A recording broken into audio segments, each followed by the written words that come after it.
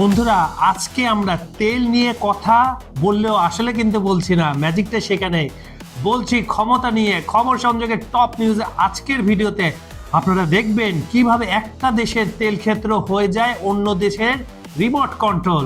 যেমন করে ভেনেজুয়েলার তেল এখন আমেরিকার হাতে, আর ইউরোপ কিনছে রাশিয়ার গ্যাস। কিভাবে এখানে ইউরোপে রাশিয়া ঢুকে গেল, সঙ্গে থাকুন আমি বলছি। যে টাকায় চলছে ইউক্রেনের যুদ্ধ শুনতে সিনেমার গল্প মনে হচ্ছে, কিন্তু 2026 সালের এটাই বাস্তবতা। সমস্যাগুলো কিভাবে ধীরে ধীরে ডানা বাঁধে চলুন শুনে আসি।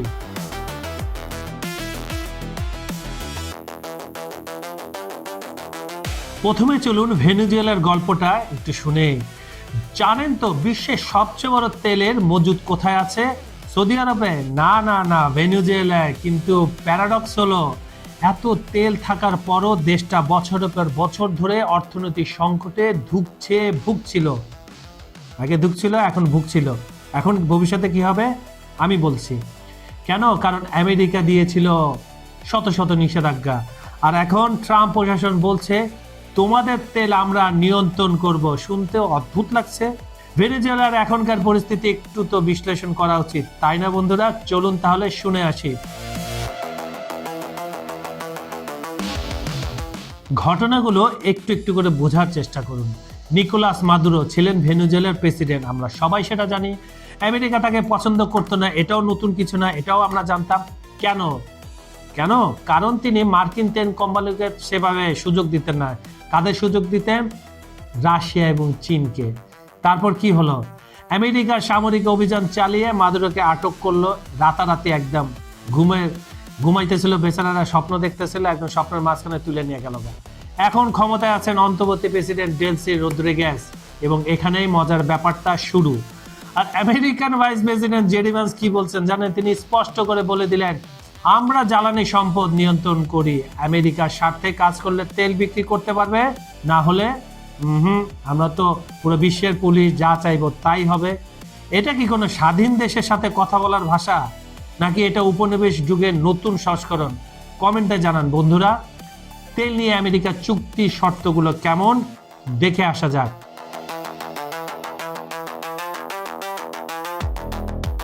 এবার দেখুন চুক্তির শর্তগুলো কেমন। নাম্বার 1, $2 বিলিয়ন তেল চুক্তি হয়েছে। শুনতে ভালো লাগছে, কিন্তু শর্ত শুনুন। আমেরিকা 2টি তেলবাহী ট্যাঙ্কার জব্দ করে নিয়েছে, যেগুলো নিষেধাজ্ঞার আওতায় ছিল। ভবিষ্যতে ভেনেজুয়েলা সব তেল বিক্রি আমেরিকাই পরিচালনা করবে, মানে ভেনেজুয়েলা নিজের তেল নিজে বিক্রি করতে পারবে না। এটা সবচেয়ে মজার ব্যাপার। ভেনেজুয়েলা যে টাকা পাবে, সেই টাকা দিয়ে তাদের শুধু আমেরিকান পণ্য কিনতে হবে। লাউ ঠেলা, মানে আমি আমার জিনিস বিক্রি করব, অন্য দেশ থেকে কিনতে পারব না, আমেরিকার থেকে কিনতে পারবো। তাই আমেরিকার জিনিস ভালো কিনে ব্যবহার করতে পারেন। মানে হলো টাকাটা ভেনেজুয়েলায় এসে আবার আমেরিকাতে ফেরত যাবে। এটাকে কি বলবেন? এটা ক্লোজড লুপ সিস্টেম। ট্রাম্প কাকুর জ্বালানি মন্ত্রী ক্রিস রাইট পরিষ্কার করে কিন্তু বলে দিয়েছেন, আগের মজুদ যেমন বিক্রি করব, ভবিষ্যতে উৎপাদিত তেলও আমরা বাজারজাত করব অনির্দিষ্টকালের জন্য, নো টাইম লিমিট। ভূ রাজনৈতিক প্রভাব কি হতে পারে জানা দরকার। বিশ্বের সবচেয়ে বড় তেলের মজুদ যদি আপনার নিয়ন্ত্রণে থাকে, তাহলে আপনি কি কি করতে পারবেন? নাম্বার 1, তেলের দাম কন্ট্রোল করতে পারবেন। আপনি ইচ্ছা মতো তেলের দাম বাড়াতে কমাতে পারবেন। ওপেক প্লাস ততটা কার্যকর নাও হতে পারে। নাম্বার 2, কোন দেশে তেল যাবে আর কোন দেশে যাবে না সেটা ঠিক করতে পারবেন। নাম্বার 3, বৈশ্বিক জ্বালানি সরবরাহে আপনার হবে চূড়ান্ত নিয়ন্ত্রণ। ওরে বাপরে বাপ, আপনার হাতে তো অনেক ক্ষমতা। বাপরে বাপ, মিরাকল। এটা শুধু ব্যবসা না, এটা ভূ রাজনৈতিক শক্তির খেলাও বলতে পারেন। আর মজার ব্যাপার হলো, ট্রাম্প হোয়াইট হাউসের বড় বড় তেল কোম্পানির সিইওদের সাথে বৈঠক করবেন 2-1 দিনের ভিতরে। আলোচনার বিষয় থাকবে ভেনেজুয়েলার তেল উৎপাদন কিভাবে বাড়ানো যায়। কিন্তু আছে রে ভাই, তেল কোম্পানিগুলো চায় গুরুত্বপূর্ণ নিশ্চয়তা, মানে আমরা যে ইনভেস্ট করব যাতে টাকাগুলো উঠে আসে, ভবিষ্যতে কোনো ঝামেলা যেন না হয়। কারণ তারা জানে রাজনীতি পাল্টাতে পারে, নীতিও পাল্টাতে পারে। তাই $1 বিলিয়ন বিনিয়োগের আগে তারা লিগ্যাল ও ফাইন্যান্সিয়াল সিকিউরিটি চাইছে। টাকা ডালুন, টাকা যেন ভবিষ্যতে উঠাইতে পারো সেই ব্যবস্থা ট্রাম্প কাকু কইরা দেন, তাহলে ডিল হবে। এবার একটু ট্রাম্প কাকুর কাছ থেকে বিদায় নিয়ে পুতিন মামুর দেশে যাওয়া যাক। কি বলেন বন্ধুরা, যাবেন আমার সঙ্গে? তাহলে চলুন এবার আসি ইউরোপের গল্পে। এটা আরো বিরোধপূর্ণ। ভ্লাদিমির পুতিন ইউক্রেনের যুদ্ধ চালাচ্ছেন, এটা আমরা সবাই জানি। 4 বছরের দিকে অলরেডি যুদ্ধটা ঢুকে গেছে।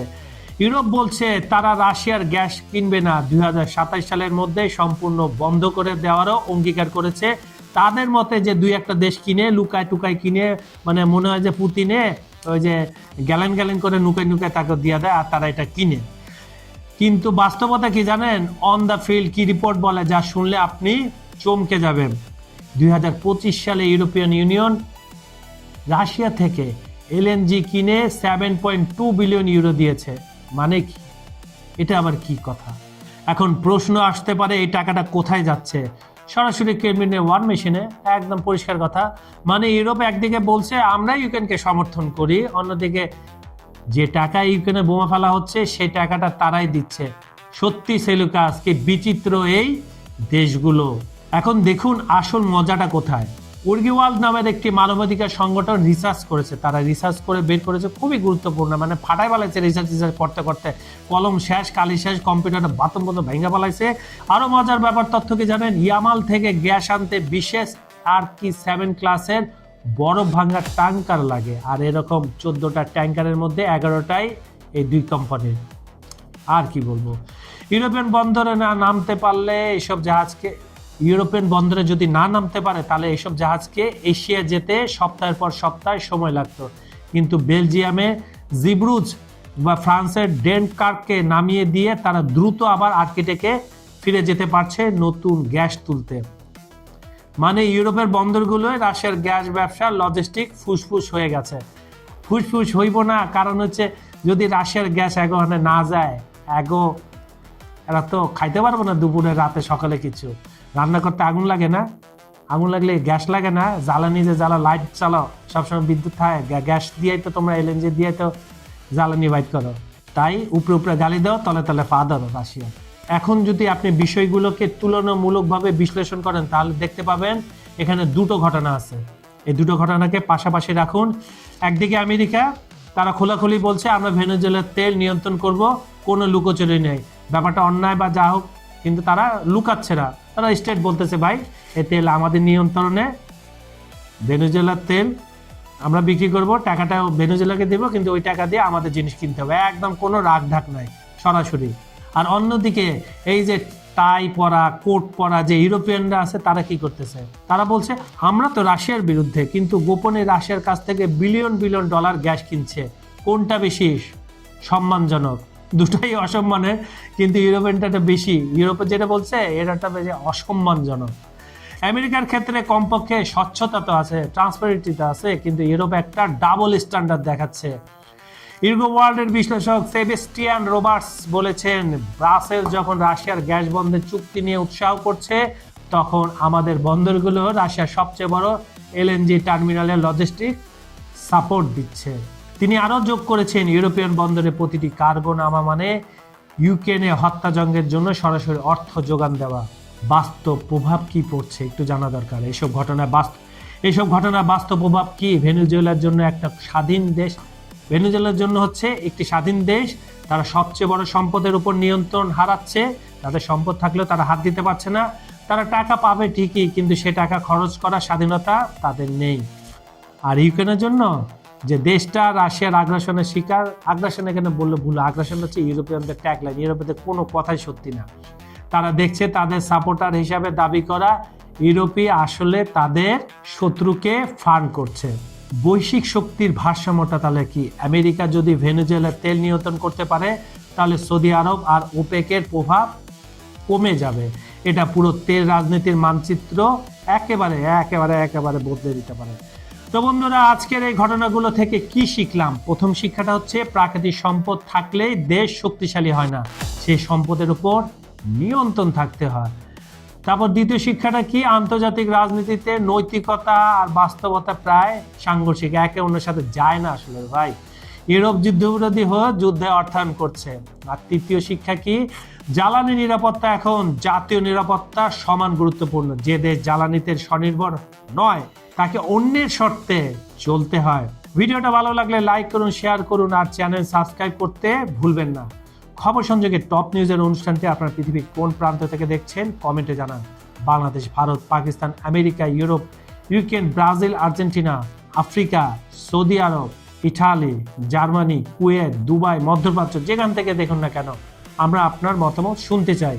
বিজ্ঞাপন ও প্রমোশনের জন্য ডেসক্রিপশনে দেওয়া নাম্বারে যোগাযোগ করতে পারেন। আজ এই পর্যন্ত। আমি কাজল হায়দার বিদায় নিচ্ছি। পরবর্তী ভিডিওতে আরও এমন বিশ্লেষণ নিয়ে হাজির হব। ভালো থাকুন, নিরাপদে থাকুন। ধন্যবাদ সবাইকে।